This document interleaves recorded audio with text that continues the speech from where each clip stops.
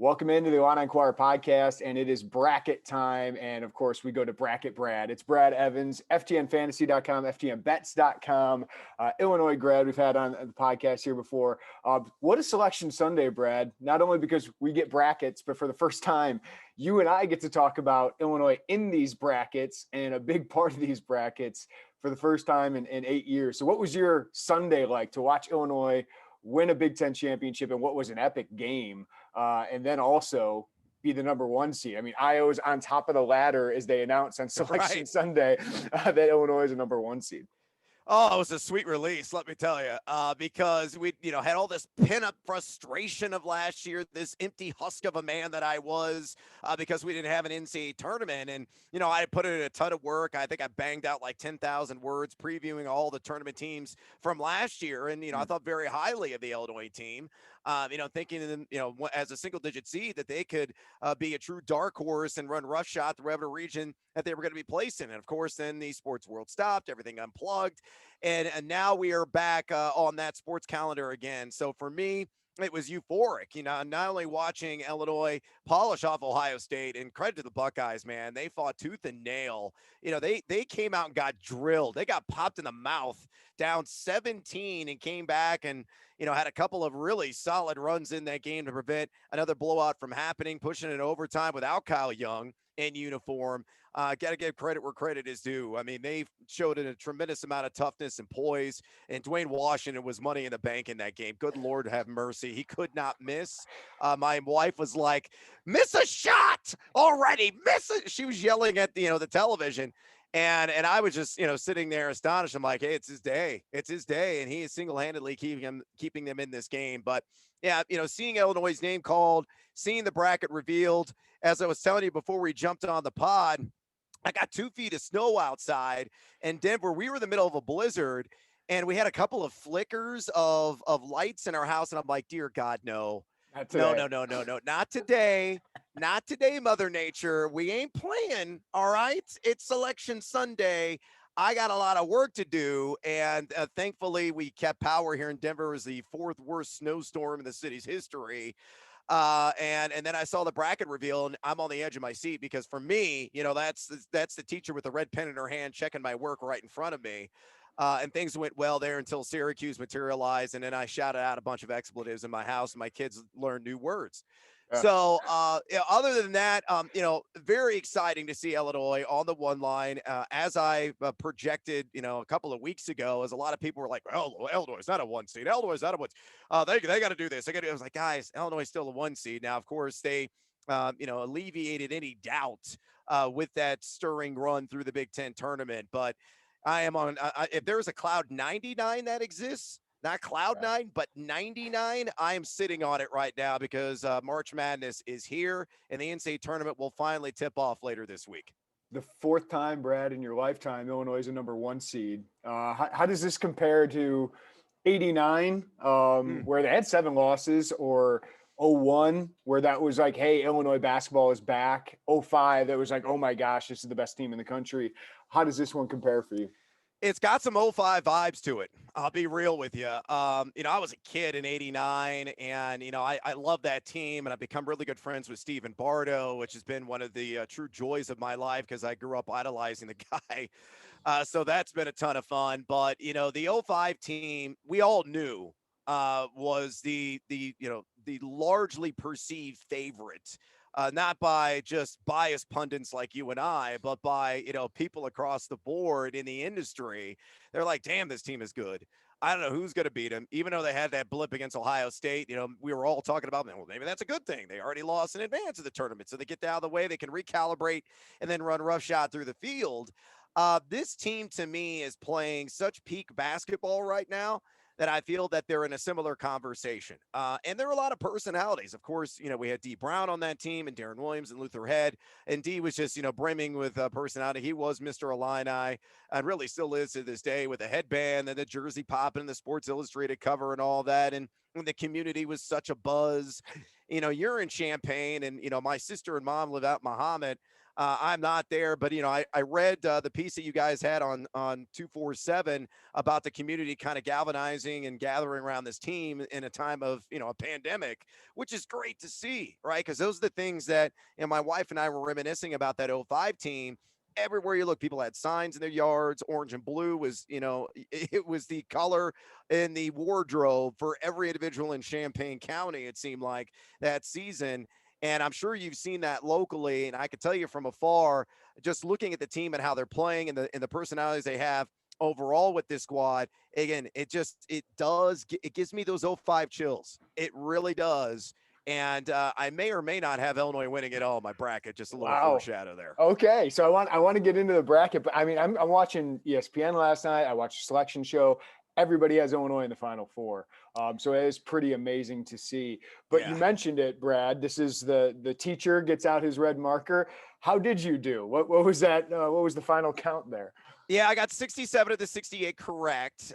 So the only one I missed on was Syracuse, and I'm still baffled at, I can understand maybe Syracuse getting in as a first four participant, but to have a bye, what the hell? It doesn't, again, it's inexplicable. It's really inexcusable. I think somebody did somebody a solid behind the scenes, because everything that the selection committee lays out in terms of criteria that you need to meet to be an at-large team, Syracuse didn't really meet anything. So the thing that they're clinging to was the net ranking, which nobody knows what the ingredients are in the sauce. It's very cryptic. Because they were 40 in the net, I guess that gave them the advantage over Louisville, who was 57 in the net, but Louisville had better brass tacks, had better bones overall in its resume, though a similar resume to Syracuse. Whatever. Jimmy Boeheim, picking his boogers and eating them on the sidelines, staying there on the bubble. He got his day, and knowing Syracuse, because of the 2-3 zone, they'll probably go out and win a couple of games, and their entire fan base will at me on Twitter, be like, I told you so, I told you so. But I think they're going to get trucked by San Diego State in the Midwest region where Illinois is. So, I did well, though. 67 to 68. I had 47 teams exactly on the seed line, Wow. and I had 65 of 68 within plus or minus one seed line. So historically, because I've been doing this for like 15 years, I think this will shake out to be one of my better showings, but we'll see when the Bracket Matrix at bracketmatrix.com releases their results and their grades. I think I heard from the guys there, they're going to have it done by Tuesday, but Yeah. I'm coming at you, Joey Brackets, yet again. And Jerry Palm, nowhere close. I already saw and graded his, and I'm like, he's not even remotely in the same time zone as most people in this industry, yet he's on CBS all the time. I would rather watch you, Brad. That's for sure. That's why I gave you the call.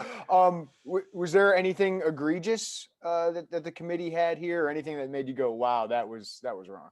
Yeah, I thought LSU got slighted. I thought they got dogged a little bit. A team that got to the SEC tournament final. And, they had good bones on that resume, with the 5 quadrant one wins. They played a robust overall strength of schedule. They were like 29 or 28. I think they finished in the net, yet they got an 8 seed. And that's a brutal draw potentially for Michigan, by the way, because that's who they would play in the round of 32. And the way that this Wolverines team slumped into the NCAA tournament, they are vulnerable right now. They're a wounded bunch of Wolverines, and LSU's got some scores. And if LSU is committed to playing even a single lick of defense, which has been problematic for them this year, wouldn't it all shock me for the Tigers to not only handle the Bonaventure team there in the round of 64, but even up in Michigan in the round of 32. So that was the one that was off 2 lines on. I thought they were 6 seed, and Clemson was the other. Clemson just is so boring. They're so vanilla. They're like the antithesis of the Trevor Lawrence, spearheaded team on the gridiron. There's nothing particularly exciting about that team or their resume. The fact that they got a 7 seed, I felt was a gift. I thought they had a profile of a 9. Other than that, in Syracuse, nothing egregious, nothing at all. Well, good job by the committee then. Yeah. That's the things we're complaining about. All right, Brad, let's break down the Midwest bracket here with Illinois. With all due respect to Drexel, I just don't see them being able to contain Kofi Coburn, Io DeSumo, Andre Curbelo, the whole crew. So we get the bracket out, and a metrics darling, a fun team, a Final Four history team here recently. Loyola Chicago's the 8 seed. Of course, the committee would put them with Illinois. But Georgia Tech, they got a tough first round matchup, so they got a tough way to get there. What do you think of those two potential matchups in the round of 32? I hate it. I hate it. I'll be honest with you, Jeremy. I do not like Illinois' draw on just their half of their region. All right. Now, the lower half, I'm not worried about. Houston, I'm not worried about West Virginia because they're not playing any defense this season. San Diego State's an interesting team, but, who have they really played outside of Mountain West competition this year? Really nobody. So the jury's really kind of still out on them on a wider scale basis. But, I'm not worried about Tennessee. We'll get to the 4 seed here in a minute, but let's talk about Loyola Chicago and Georgia Tech. No lie, Jeremy. I wrote a bunch of hyperbole about Loyola Chicago in advance. We're writers. We try to do stuff ahead of time, Right. thinking, oh, this is exactly how it's going to work out. Then you're like, oh, great. And, your byline's all screwed up and you have to go back and think of something else. I said, the hell with it. I'm rolling with this story. I had a good hook. I love this Loyola team. I don't care where they're at. And I also love the Georgia Tech team, and I had written up some words on them because I didn't, figure that they would be matched up against one another. I mean, what are the chances, that would happen? But it's a tough draw. Whoever wins that game is going to push Illinois to the limit because Loyola Chicago, very much a contrast in styles between Loyola and Georgia Tech. But Loyola obviously is going to grind you to the bone. They play almost a loose pack line defense, similar to what Virginia historically has done. And Cameron Krutwig, Lucas Williamson, they were on that 2018 team. Krutwig, one of the most decorated Missouri Valley players in history. I mean, hell, he's in the same class as Hersey Hawkins, Oscar Robinson, and some dude named Larry Bird. And points, rebounds, and assists all time in that conference. It's astonishing. But they rock 'em, sock 'em robots. Defensively, one of the best, if not the best defensive team in the country. So that will be a test for Illinois for sure. And same with Georgia Tech. Georgia Tech has the ACC Player of the Year, Moses Wright, who is a true rim protector, can beat you inside and outside. Jose Alvarado's got a lot of spunk. He's a lot like Andre Curbelo. He is a guy that's fiery, he's passionate, and he plays undaunted basketball. He will probe, he will penetrate. I love his playing style, much like I like Curbelo's playing style. I think Alvarado's a little bit more controlled than Curbelo. Well, he should be because he's an upperclassman. But that's a matchup that does concern me for Illinois because they got dudes that can hang. And, Moses Wright versus Kofi Coburn will be must-see TV.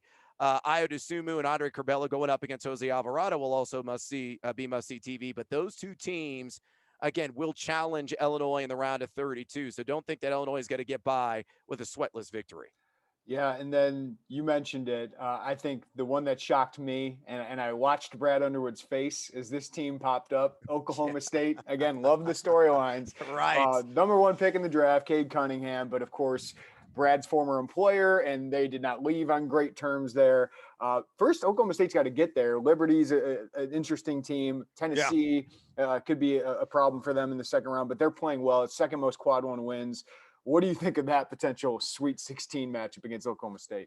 Spicy, Jeremy. That's what that one is. And the selection committee. Oh no, we never take these storylines.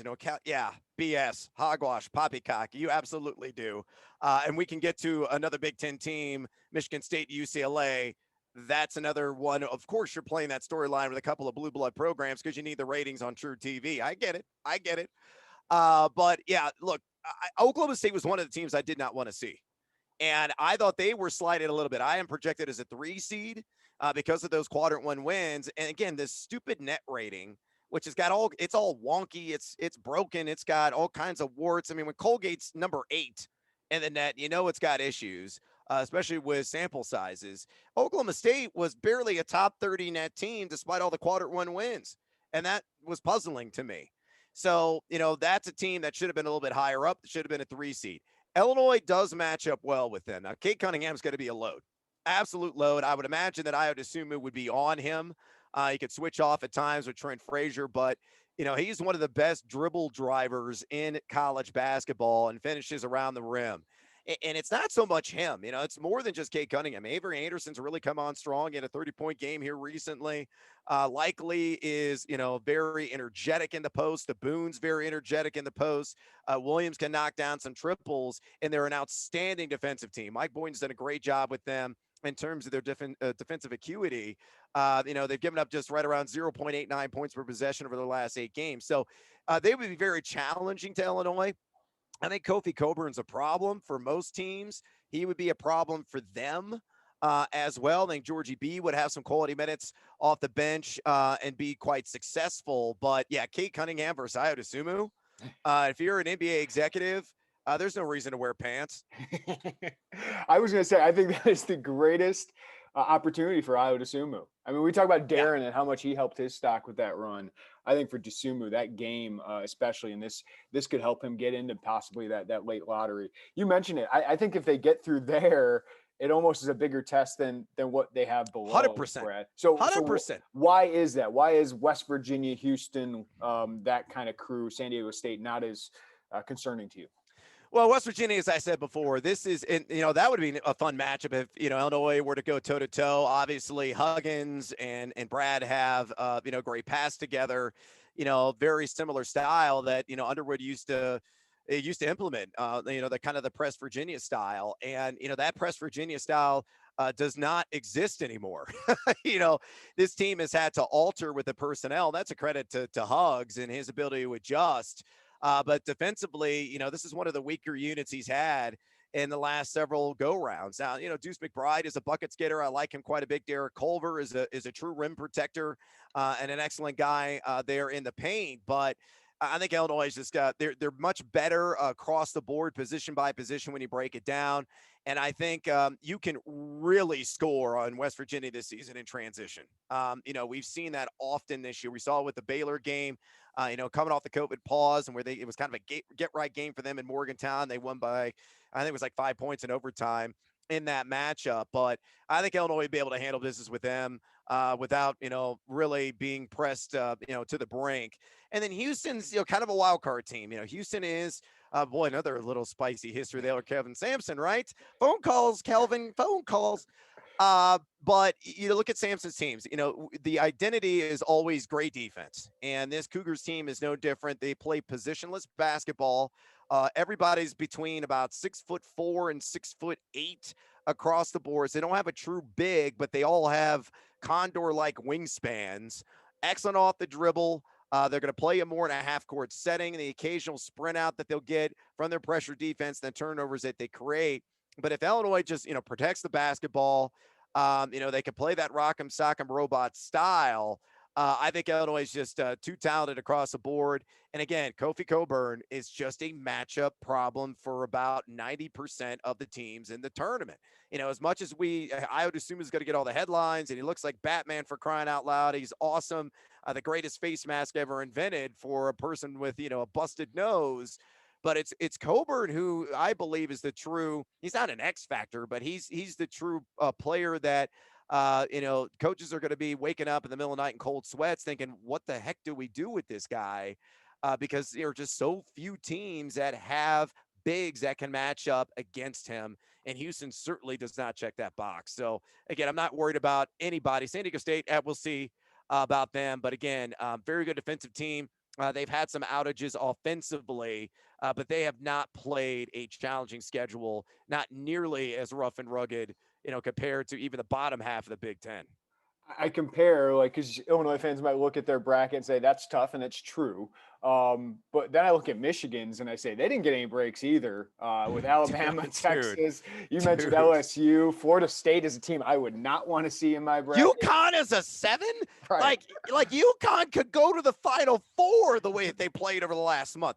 Look, there's always one region when you're filling out your bracket. I got mine here in front of me, and you're about halfway through. You get to the end of the first weekend, and you look at it, you pick up your sheet, and you're like, "What the hell happened? What happened here? It's nothing but slash marks." And you might go chalk, consistently in a lot of these regions. I think the East region is going to live in the upside down. I really do. If there is going to be a complete annihilation of your chances of winning your office pool, it's going to be because of this stupid region. I'm telling you, I have UConn actually coming out of there. Wow. And in my gut bracket, and this is the one I print off immediately, and I just rifle off based on what I know, and then I'll do more of an analytical one, and UConn will not be that team. It'll probably be Texas, to be honest with you. But yeah, I mean, Florida State as a 4 with their length, their athleticism, their ability to defend, knock down triples in abundance, that is a difficult matchup, though. Florida State's going to be challenged by UNCG. You heard it here first. They press you to death, and Florida State's got turnover problems. So don't sleep on the UNCG, the other Spartans. There are a lot of Spartans in this tournament. We got Norfolk State Spartans, Michigan State, of course, and UNCG, but Georgetown is a 12. Who's playing hot basketball right now? They get Colorado in that 12-5, could be a classic upset there. Even Michigan State potentially, we've seen a lot of success, Jeremy, of these first 4 teams winning a game and then going on and winning another game. I believe it's happened 14 the last 15 times. So that's the duration the first 4 has existed. I think Michigan State will beat UCLA, and I think they will beat BYU.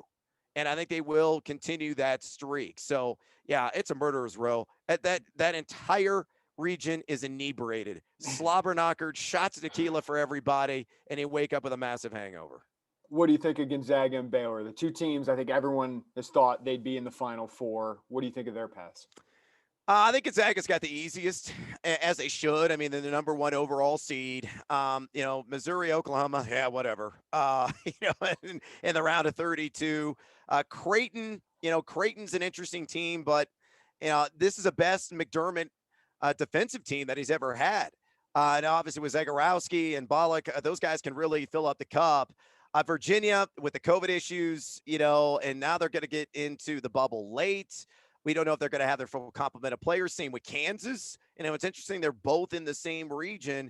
Ohio, we know all about the Bobcats. They're in Champaign with Jason Preston. I mean, that kid can ball. And I think they're going to beat Virginia, to be honest with you, again, just given the inconsistency and incongruence that Virginia has been going through here these last few days. Iowa, yeah, if the Hawkeyes are committed to playing defense, and they have been the last month, but, if we get a Zags-Iowa rematch at Elite Eight, which is what I have forecasted, I mean, come on.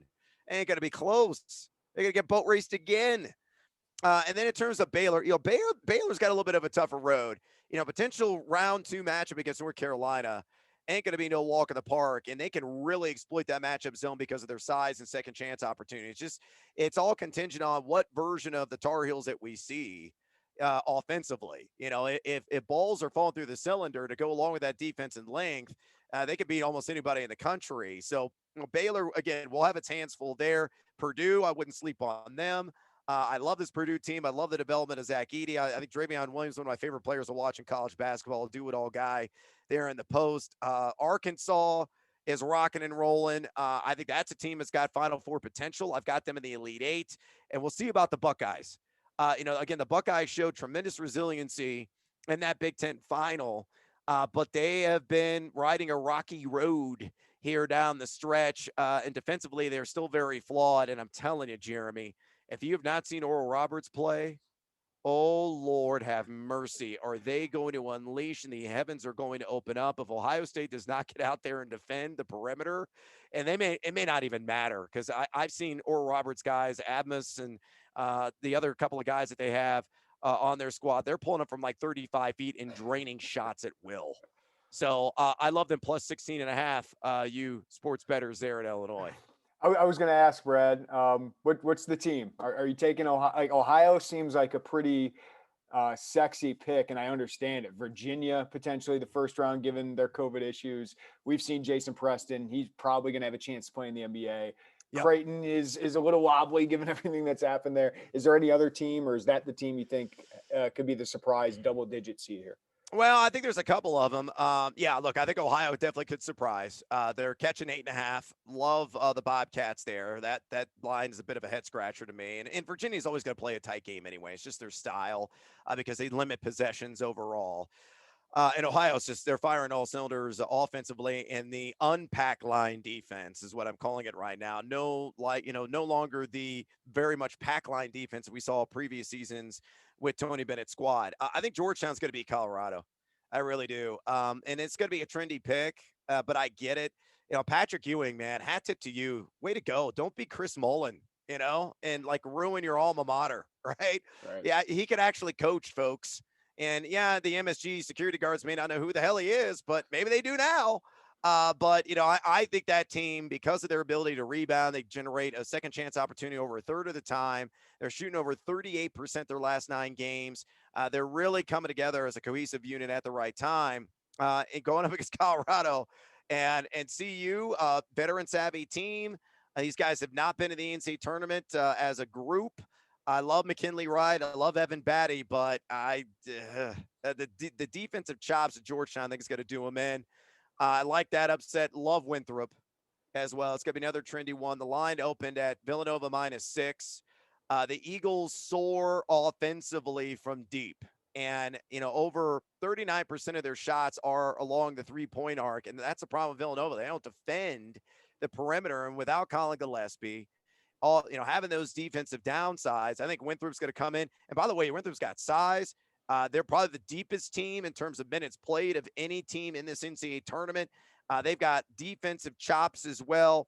They're going to chop down the Wildcats there. So those are 3 double-digit seeds that I could see advancing and winning a game. And of course, 2 Michigan State, as I mentioned, a member of that first 4. So I'd like them to also win another game. But I'm not going to go crazy with the Cheese Whiz. I don't have any double-figure seeds in my Sweet 16. It's a little bit more chalky as we march on. And that's what we want. We want some upsets the first couple rounds, but we want the good teams. Yeah, then you want the good teams the rest of the way. Right. All right, Brad. We talked about their tough, road to get there. We kind of teased it. You have Illinois going far. How far and why?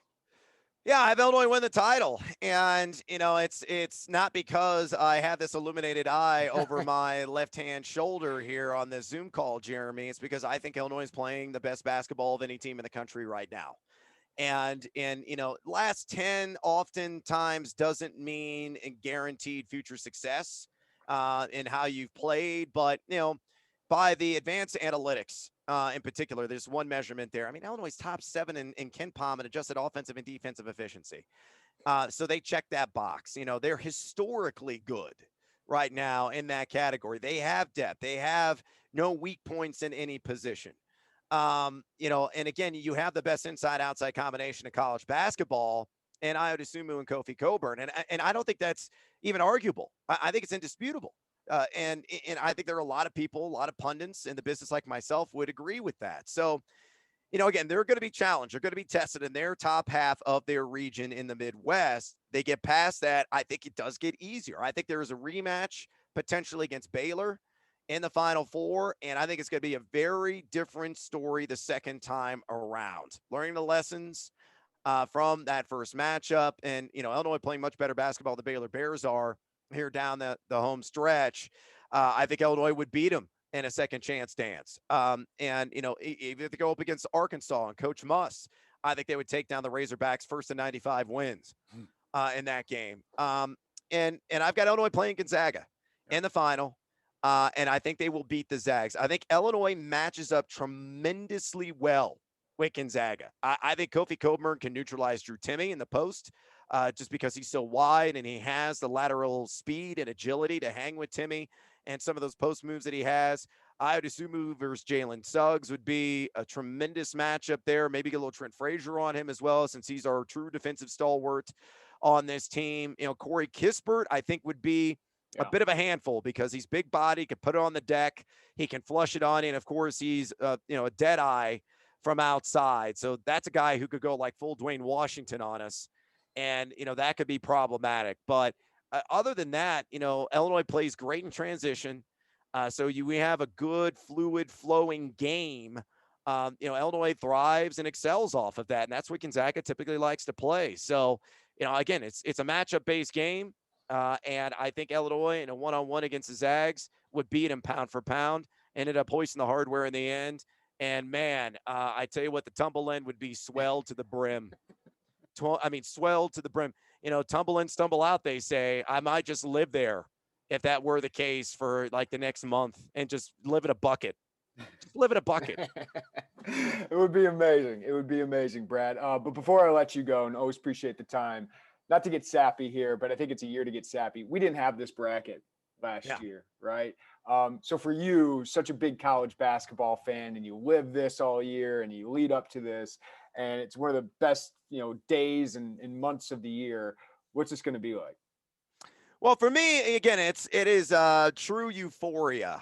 I always look forward to the NCAA tournament as a kid. I was a student at Centennial High School there in Champaign. I would go at lunch, and I would walk over to the Bigfoot on John and Mattis. Yeah, John and Mattis. I don't think it's a Bigfoot anymore.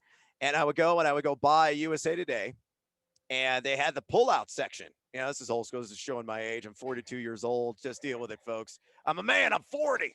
And I would pull out, that section, and I would examine it. I would study it.